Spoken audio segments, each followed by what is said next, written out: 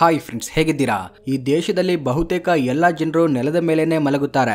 Current ಅನ್ನೋದು ಇವರಿಗೆ ಅತಿ ದೊಡ್ಡ ಲಕ್ಸುರಿ. ನಮಗೆ BMW ಆಡಿ ಕಾರ್ನ ಬಳಸೋದು ಸ್ಟೇಟಸ್ ಸಿಂಬಲ್ ಆದಂತೆ ಇಲ್ಲಿನ ಜನರಿಗೆ ಸೈಕಲ್ ನ ಬಳಸೋದು ಅಂದ್ರೆ ಒಂದು ಸ್ಟೇಟಸ್ ಸಿಂಬಲ್ ಇದ್ದಂತೆ. ನಾವು ಈಗಿನವರೆಗೂ ಮಾತನಾಡಿಕೊಂಡ ದೇಶದ ಹೆಸರು ಬುರುಂಡಿ. ಈ ದೇಶ ಕಳೆದ 60 ವರ್ಷಗಳಿಂದ ವಿಶ್ವದಲ್ಲೇ ಅತ್ಯಂತ ಬಡ ದೇಶಗಳ ಪಟ್ಟಿಯಲ್ಲಿ ಮೊದಲನೇ ಸ್ಥಾನದಲ್ಲಿದೆ. ಸೊ ಇವತ್ತಿನ ವಿಡಿಯೋದಲ್ಲಿ ಈ ದೇಶದ ಬಗ್ಗೆ ನಿಮಗೆ ಗೊತ್ತಿಲ್ಲದಂತಹ ಕೆಲವೊಂದು ಆಸಕ್ತಿಯಾದ ವಿಷಯಗಳನ್ನ ತಿಳ್ಕೊಳ್ಳೋಣ. ಇದರಿಂದ ವಿಡಿಯೋನ ಎಲ್ಲೂ ಸ್ಕಿಪ್ ಮಾಡದೆ ಪೂರ್ತಿಯಾಗಿ ನೋಡಿ. ವಿಡಿಯೋ ಇಷ್ಟವಾದ್ರೆ ಲೈಕ್ ಮಾಡೋದನ್ನ ಮರಿಬೇಡಿ. ಈಸ್ಟ್ ಆಫ್ರಿಕಾದಲ್ಲಿ ಒಂದು ದೇಶವಾಗಿರುವ ಬುರುಂಡಿ ತಾಂಜಾನಿಯಾ, ಕೊಂಗಾ, ಉಗಾಂಡಾ ದೇಶಗಳನ್ನ ತನ್ನ ಗಡಿಯಾಗಿ ಹಂಚಿಕೊಂಡಿದೆ. ಈ ದೇಶದಲ್ಲಿ ಮನೆಗಳನ್ನ ತುಂಬಾ ಭಿನ್ನವಾಗಿ ನಿರ್ಮಾಣ ಮಾಡ್ತಾರೆ. ಇವರು ನಮ್ಮಂತೆ ಸಿಮೆಂಟ್ ಇಟ್ಟಿಗೆಗಳನ್ನ ಬಳಸಿ ಮನೆ ಕಟ್ಟೋದಿಲ್ಲ.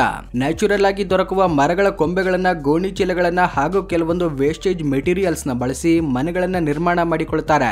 ಇವರು ಮನೆಯನ್ನೇನೋ ಕಟ್ಟಿಕೊಳ್ತಾರೆ, ಆದ್ರೆ ನಮ್ಮ ಮನೆಗಳಲ್ಲಿರುವ ಮಂಚ ಮತ್ತೆ ಬೆಡ್ ಅನ್ನೋದು ಇವ್ರಿಗೆ ಅತಿ ದೊಡ್ಡ ಲಕ್ಸುರಿ ವಸ್ತು ಆಗುತ್ತೆ. ಯಾಕಂದ್ರೆ ಈ ದೇಶದಲ್ಲಿ ಬಹುತೇಕ ಜನರು ನೆಲದ ಮೇಲೇನೆ ಮಲಗುತ್ತಾರೆ. ಇವರಿಗೆ ಕರೆಂಟ್ ಅನ್ನೋದು ಮತ್ತೊಂದು ಲಕ್ಸುರಿ ಸೌಲಭ್ಯ ಆಗುತ್ತೆ. ಇಲ್ಲಿ ಕತ್ತಲಾದ್ರೆ ಸಾಕು, ಬೆಳಕು ಅನ್ನೋದೇ ಇರಲ್ಲ. ಒಂದ್ಸಲ ಕತ್ತಲಾದ್ರೆ ಸಾಕು, ಆಕಾಶದಲ್ಲಿನ ಚಂದ್ರ ನಕ್ಷತ್ರಗಳ ಕಾಂತಿಯೇ ಇವರಿಗೆ ಬೆಳಕಾಗುತ್ತೆ. ಇದಕ್ಕಾಗಿ ಈ ದೇಶದಲ್ಲಿ ಸಂಜೆಯಾದ್ಮೇಲೆ ಅಂಗಡಿ ಮುಂಗಟ್ಟುಗಳು, ತರಕಾರಿ ಮಾರುಕಟ್ಟೆಗಳು ಮುಚ್ಚಿಕೊಳ್ತವೆ. ಯಾಕಂದ್ರೆ ಕರೆಂಟ್ ಅನ್ನೋದು ಇವ್ರಿಗಿರೋದಿಲ್ಲ. ಮೊದಲೇ ಹೇಳಿದಂತೆ poorest country in the world ಆಗಿರುವ ಬುರುಂಡಿ ದೇಶ 2023ರ GDP ಪರ್ ಕ್ಯಾಪಿಟಾ ಇನ್ಕಮ್ ವರ್ಷಕ್ಕೆ $500. ಅಂದ್ರೆ ಒಂದು ದಿನಕ್ಕೆ $1 20 ಸೆಂಟ್ಸ್ ಆಗುತ್ತೆ. ಅಲ್ಲಿನ ಪ್ರಜೆಗಳಿಗೆ ಒಂದು ದಿನದಲ್ಲಿ ಹೊಟ್ಟೆ ತುಂಬಾ ಊಟ ಮಾಡೋದೇ ಅತಿ ದೊಡ್ಡ ಚಾಲೆಂಜ್ ಆಗುತ್ತೆ. ಈ ದೇಶದ ಜನರಿಗೆ ಸರಿಯಾದ ಪೋಷಕಾಂಶವುಳ್ಳ ಆಹಾರ ಸಿಗೋದೇ ಇಲ್ಲ. ಇವರಿಗೆ ಸರಿಯಾದ ಆಹಾರ ಸಿಗದೆ ಶರೀರದಲ್ಲಿ ಸಾಮರ್ಥ್ಯ ಕಡಿಮೆಯಾಗಿ ಈ ದೇಶದ ಜನರ ಆವರೇಜ್ ಲಿವಿಂಗ್ ಲೈಫ್ ಸ್ಪ್ಯಾನ್ 50 ವರ್ಷಕ್ಕೆ ಇಳಿದಿದೆ. ಅಂದರೆ ಇವರ ಬದುಕು ಎಷ್ಟು ಘೋರವಾಗಿ ಕಠಿಣವಾಗಿರುತ್ತೆ ಅನ್ನೋದನ್ನ ನೀವಿಲ್ಲಿ ಅರ್ಥ ಮಾಡಿಕೊಳ್ಳಬಹುದು. ವರ್ಲ್ಡ್ ಬ್ಯಾಂಕ್ ಹಾಗೂ ಇಂಟರ್ನ್ಯಾಷನಲ್ ಮಾನಿಟರಿ ಫಂಡ್ ರಿಪೋರ್ಟ್ ಪ್ರಕಾರ ಕಳೆದ 60 ವರ್ಷಗಳಿಂದ ಅತ್ಯಂತ ಬಡ ದೇಶವಾಗಿ ಬುರುಂಡಿ ದೇಶ ನಂಬರ್ 1 ಸ್ಥಾನದಲ್ಲಿದೆ. ಸೈಕಲ್ ಅನ್ನೋದು ಇವರಿಗೆ ಲಕ್ಸುರಿ ವೆಹಿಕಲ್ ಆಗುತ್ತೆ. ಕೇಳೋದಕ್ಕೆ ಇದು ಹಾಸ್ಯಾಸ್ಪದವಾಗಿ ಕಂಡ್ರೂ ಕೂಡ ಇದು ಸತ್ಯ. ಸೈಕಲ್ ಬಳಸೋದು ಅಂದ್ರೆ ಬುರುಂಡಿಯನ್ಸ್ಗೆ ಒಂದು ಸ್ಟೇಟಸ್ ಸಿಂಬಲ್ ಇದ್ದಂತೆ ಇರುತ್ತೆ. ವಿಶ್ವಾದ್ಯಂತ ಕಾರ್ ಇದ್ರೆ ಯಾವ ರೀತಿ ಸ್ಟೇಟಸ್ ಆಗಿ ಭಾವಿಸ್ತಾರೋ ಅದೇ ರೀತಿ ಈ ಬುರುಂಡಿಗೆ ಸೈಕಲ್ ಅನ್ನೋದು ಒಂದು ರೀತಿ ಸ್ಟೇಟಸ್ ಸಿಂಬಲ್ ಇದ್ದಂತೆ. ಈ ದೇಶದಲ್ಲಿ ಪುರುಷನಿಗೆ ಮದುವೆಯಾಗಬೇಕು ಅಂದ್ರೆ ಆತನ ಹತ್ರ ಸೈಕಲ್ ಅನ್ನೋದು ಖಂಡಿತವಾಗ್ಲೂ ಇರಬೇಕು. ಸೈಕಲ್ ಇದ್ರೆ ಮಾತ್ರ ಆತನಿಗೆ ಹೆಣ್ಣು ಕೊಡಲು ಮುಂದೆ ಬರ್ತಾರೆ, ಇಲ್ಲದಿದ್ರೆ ಕೊಡೋದಿಲ್ಲ. ನಮ್ಮ ದೇಶಗಳಲ್ಲಿ ಯಾವ ರೀತಿ ಅನೇಕ ಜನರ ಮನೆಯಲ್ಲಿ ಕಾರ್ಗಳು ಇರೋದಿಲ್ಲವೋ ಅದೇ ರೀತಿ ಸೈಕಲ್ ಅನ್ನೋದು ಇಲ್ಲಿನ ದೇಶದ ಮನೆಗಳಲ್ಲಿ ಇರೋದಿಲ್ಲ. ಸೈಕಲ್ ಇದ್ರೆ ಅವರನ್ನ ಶ್ರೀಮಂತರು ಎಂದು ಭಾವಿಸ್ತಾರೆ. ಇವರು ಎಷ್ಟೇ ದೂರದ ಪ್ರಯಾಣವನ್ನಾದ್ರೂ ಕೂಡ, ಉದಾಹರಣೆಗೆ 10 ಅಥವಾ 20 ಕಿಲೋಮೀಟರ್ ಅಷ್ಟು ದೂರದಲ್ಲಿರುವ ಮಾರ್ಕೆಟ್ಗೆ ಇವರು ಕಾಲ್ನಡಿಗೆ ಮೂಲಕವೇ ಹೋಗ್ತಾರೆ. ಯಾಕಂದ್ರೆ ಇಲ್ಲಿ ಪಬ್ಲಿಕ್ ಟ್ರಾನ್ಸ್ಪೋರ್ಟೇಶನ್ ಅನ್ನೋದು ತೀರಾ ಕಡಿಮೆ ಇರುತ್ತೆ. ಒಂದು ವೇಳೆ ಇದ್ರೂ ಕೂಡ ಸೀಟ್ಗಳು ಸಿಗೋದಿಲ್ಲ. ಮತ್ತೆ ಹತ್ತಿರದ ಪ್ರಯಾಣಕ್ಕೂ ಕೂಡ ಹೆಚ್ಚು ಶುಲ್ಕವನ್ನ ವಿಧಿಸ್ತಾರೆ. ನಮ್ಮ ದೇಶದಲ್ಲಿ ಮದುವೆಯಾದ್ಮೇಲೆ ವರದಕ್ಷಿಣೆಯಾಗಿ ಲಕ್ಸುರಿ ಕಾರ್ಗಳನ್ನ, ಹಣವನ್ನ, ಬಂಗಾರವನ್ನ ಕೊಡ್ತಾರೆ. ಆದ್ರೆ ಈ ದೇಶದಲ್ಲಿ ಮದುವೆ ಸಂಪ್ರದಾಯಗಳು ತುಂಬಾ ವಿಚಿತ್ರವಾಗಿರ್ತವೆ. ಇಲ್ಲಿ ವಧುವಿನ ಕಡೆಯವರು ವರನಿಗೆ ವರದಕ್ಷಿಣೆಯಾಗಿ ಒಂದು ಶಾವಲ್ ಅಂದ್ರೆ ಸಲಿಕೆಯನ್ನ ಮಾತ್ರ ಕೊಡ್ತಾರೆ. ಇದನ್ನ ಬಿಟ್ಟರೆ ಮತ್ತೇನು ಕೊಡೋದಿಲ್ಲ. ಆದ್ರೆ ಸಲಿಕೆಯನ್ನ ಮಾತ್ರ ಯಾಕೆ ಕೊಡ್ತಾರೆ ಅಂದ್ರೆ ಸಲಿಕೆ ಅನ್ನೋದು ಇವರಿಗೆ ಹಾರ್ಡ್ ವರ್ಕ್ ಸಿಂಬಲ್ ಆಗಿರುತ್ತೆ. ಈ ದೇಶದಲ್ಲಿ ಯಾವುದೇ ಕೆಲಸ ಮಾಡ್ಬೇಕು ಅಂದ್ರೂ ಕೂಡ ಅಥವಾ ಹೊರಗಡೆ ಹೋಗಿ ಹಣ ಸಂಪಾದಿಸಬೇಕು ಅಂದ್ರೂ ಕೂಡ ಈ ಸಲಿಕೆಯಿಂದ ಮಾಡುವ ಕೆಲಸಗಳು ಮಾತ್ರ ಸಿಗ್ತವೆ. ಇದಕ್ಕಾಗಿ ಈ ಸಲಿಕೆಯನ್ನ ಹುಡುಗನಿಗೆ ಗಿಫ್ಟ್ ಆಗಿ ಕೊಡ್ತಾರೆ. ಇನ್ನು ಕೆಲವೊಬ್ರು ಸಲಿಕೆಯ ಜೊತೆಗೆ ದನಕರುಗಳನ್ನ ಕೂಡ ಕೊಡ್ತಾರೆ. ಬುರುಂಡಿ ಮಹಿಳೆಯರು ಎಷ್ಟೇ ಭಾರಿ ತೂಕದ ವಸ್ತುವನ್ನಾದ್ರೂ ಕೂಡ ತಮ್ಮ ತಲೆ ಮೇಲೆ ಹೊತ್ತುಕೊಂಡು ಹೋಗ್ತಾರೆ.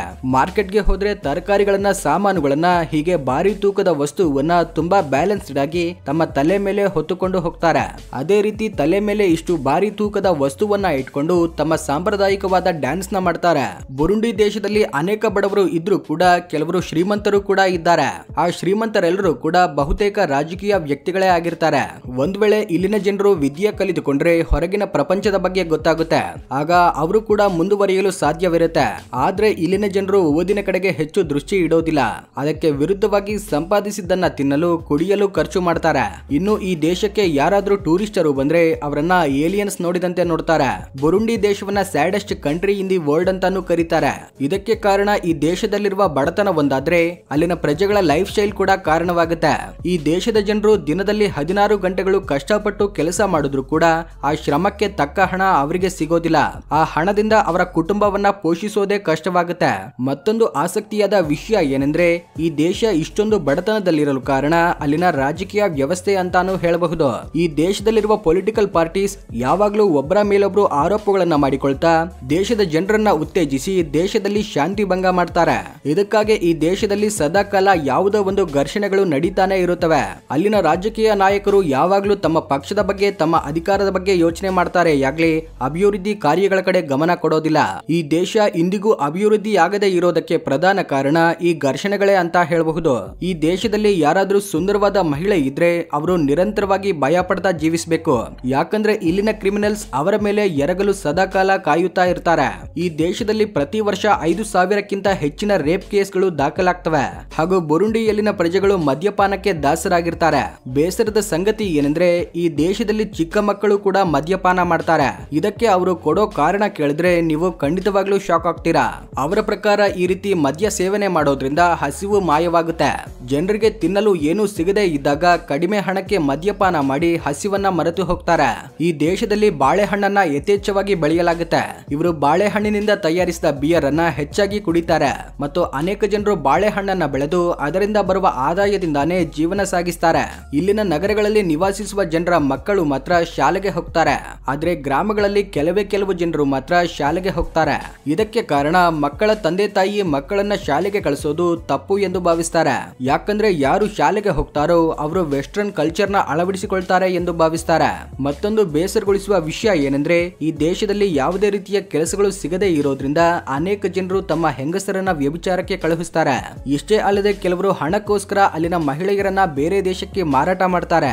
ಈ ದೇಶದಲ್ಲಿ ಯಾರಾದ್ರೂ ವಿದೇಶಿ ಮಾಧ್ಯಮದವರು ಯಾವುದಾದ್ರೂ ಕೆಲಸದ ನಿಮಿತ್ತ ಹೊರಗಡೆ ಬಂದ್ರೆ ಅವರು ಸಮಸ್ಯೆಯಲ್ಲಿ ಸಿಲುಕಿಕೊಳ್ಳುವ ಸಾಧ್ಯತೆ ಇರುತ್ತೆ.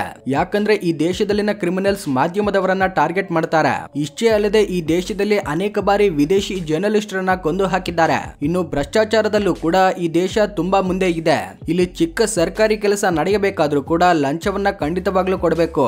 ಈ ದೇಶದಲ್ಲಿ ಜನರಿಂದ ಆಯ್ಕೆಯಾದ ನಾಯಕರು ಇಡೀ ವಿಶ್ವವೇ ತಮ್ಮ ಕಾಲ್ ಕೆಳಗಡೆ ಇದ್ದಂತೆ ಬಿಹೇವ್ ಮಾಡ್ತಾರೆ. ಈ ದೇಶದಲ್ಲಿರುವ ಕೆಲವು ಶ್ರೀಮಂತರು ದಿನದಿಂದ ದಿನಕ್ಕೆ ಶ್ರೀಮಂತರಾಗ್ತಾ ಇದ್ದಾರೆ, ಆದ್ರೆ ಬಡವರು ಮಾತ್ರ ಮತ್ತಷ್ಟು ಬಡವರಾಗೆ ಉಳಿತಾ ಇದ್ದಾರೆ. ಈ ರೀತಿ ಈ ದೇಶದ ಪರಿಸ್ಥಿತಿಯೊಂದೇ ಅಲ್ಲ, ಆಫ್ರಿಕಾದಲ್ಲಿನ ಅನೇಕ ದೇಶಗಳ ಪರಿಸ್ಥಿತಿ ಇದೇ ರೀತಿ ಇರುತ್ತೆ. ಇನ್ನು ಈ ದೇಶದ ಟ್ರಾನ್ಸ್ಪೋರ್ಟೇಶನ್ ವಿಷಯಕ್ಕೆ ಬಂದ್ರೆ ಈ ದೇಶದಲ್ಲಿ ದೊಡ್ಡ ದೊಡ್ಡ ರಸ್ತೆಗಳು ನಿಮ್ಗೆ ಎಲ್ಲೂ ಕಾಣಿಸೋದಿಲ್ಲ. ಕೇವಲ ಕೆಲವು ನಗರಗಳಲ್ಲಿ ಮಾತ್ರ ರಸ್ತೆಗಳಿರ್ತವೆ. ಗ್ರಾಮಗಳಲ್ಲಾದ್ರೆ ಎಲ್ಲೂ ಕೂಡ ರಸ್ತೆಗಳೇ ಕಾಣಿಸೋದಿಲ್ಲ. ಹಾಗೂ ರೈಲು ವ್ಯವಸ್ಥೆ ಕೇವಲ ಹೆಸರಿಗೆ ಮಾತ್ರ ಇರುತ್ತೆ, ಯಾಕಂದ್ರೆ ಅವುಗಳ ಮೇಂಟೆನೆನ್ಸ್ ತುಂಬಾ ಕಳಪೆಯಾಗಿರುತ್ತೆ. ಇದಕ್ಕಾಗಿ ಈ ದೇಶದಲ್ಲಿ ಹೆಚ್ಚಾಗಿ ಸೈಕಲ್ಗಳೇ ಕಾಣಿಸ್ತವೆ. ಇನ್ನು ಕೊನೆಯದಾಗಿ ಈ ಕರೆನ್ಸಿ ವಿಷಯಕ್ಕೆ ಬಂದ್ರೆ ಅಲ್ಲಿನ ಕರೆನ್ಸಿ ಹೆಸರು ಬುರುಂಡಿಯನ್ ಫ್ರಾಂಕ್. ನಮ್ಮ 1 ರೂಪಾಯಿಗೆ ಅಲ್ಲಿನ 34 ಬುರುಂಡಿಯನ್ ಫ್ರಾಂಕ್ ಸಮವಾಗುತ್ತೆ. ಸೊ ನೋಡಿದ್ರಲ್ವಾ ಫ್ರೆಂಡ್ಸ್, ವಿಶ್ವದಲ್ಲೇ ಅತ್ಯಂತ ಬಡ ದೇಶವಾಗಿರುವ ಬುರುಂಡಿ ದೇಶದ ಕೆಲವೊಂದು ಇಂಟ್ರೆಸ್ಟಿಂಗ್ ಫ್ಯಾಕ್ಟ್ ಗಳನ್ನ, ಈ ದೇಶದ ಬಗ್ಗೆ ನಿಮ್ಮ ಅಭಿಪ್ರಾಯವನ್ನ ಕಮೆಂಟ್ ಮಾಡಿ. ವಿಡಿಯೋ ಇಷ್ಟವಾಗಿದ್ರೆ ಲೈಕ್ ಮಾಡಿ, ನಿಮ್ಮ ಫ್ರೆಂಡ್ಸ್ ಅಂಡ್ ಫ್ಯಾಮಿಲಿ ಜೊತೆ ಶೇರ್ ಮಾಡಿ. ಈ ರೀತಿ ಮತ್ತಷ್ಟು ಆಸಕ್ತಿಯಾದ ವಿಡಿಯೋಗಳಿಗೋಸ್ಕರ ನಮ್ಮ ಚಾನೆಲ್ ನ ಸಬ್ಸ್ಕ್ರೈಬ್ ಮಾಡಿಕೊಂಡು ಬೆಲ್ ಐಕಾನ್ ನ ಪ್ರೆಸ್ ಮಾಡಿ. Thank you for watching.